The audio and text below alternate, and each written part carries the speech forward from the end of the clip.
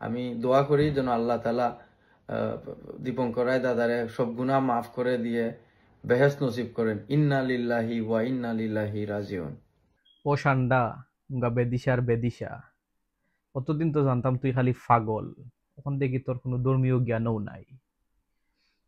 কিতা খোয়া লাগে একজন মানুষ বিশেষ করে আহ, যারা মুসলিম ধর্ম নাই মারা গেলে কিতা খোয়া লাগে ওখান তো তুই জানস না। দীপ একজন বালা মানুষ আছিল, তার নিয়ে সবই মোটামুটি মানছে। আমি নিজেও ভিডিও করছি, আমার খুব কষ্ট লাগছে, খারাপ লাগছে, প্রবাসক গিয়ে মারা গেছে। কিন্তু এর মানে নাই যে তুই তারে জান্নাতও ফাটাই দিরে, তুই তার মাগফিরাত কামনা কররে। যদি তুই পুরুতাতে মসজিদও যাইতে আর হুজুরর বানা খাইতে, তো ঠিকও বুঝিলে নে কোন সময় খিতা হওয়া লাগে, বুঝছস নি? আর তোর ভিডিও সামনে টানি আনার একটাও রিজন আমি দেখলাম, এই দ্বীপ মারা যাওয়ার পরে আমার বহুত মুসলমান ভাই বইনাই নকল, যারা অনেকে মাত্রা পোস্ট দিরা, অনেকে আবার ভিডিও বানাইরা, অনেকে আবার কইরা যে আল্লাহ তারে মাগফিরাত কামনা করি, কইরা আল্লাহ তারে জান্নাতও জানো দি লাইন, বুঝছেন নি? আর অনেকে আবার কমেন্টও গিয়ে আবার দেখলাম আমিন আমিন কররা।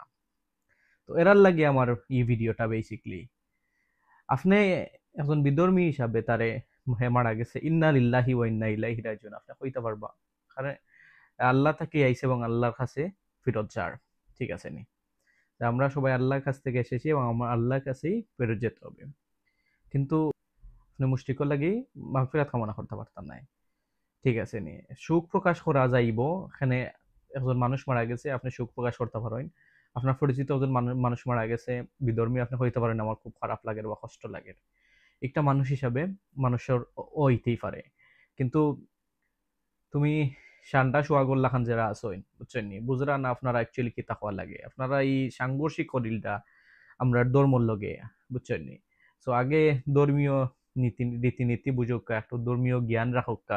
একটা জিনিস হওয়ার আগে আপনার এমন হইন না জানো যে একটা আমরা ধর্মর লগে সাংঘর্ষিক হয়ে যায় এবং যেটার কারণে আপনারা মানুষে গালাগালি করে, বুঝছেন নি?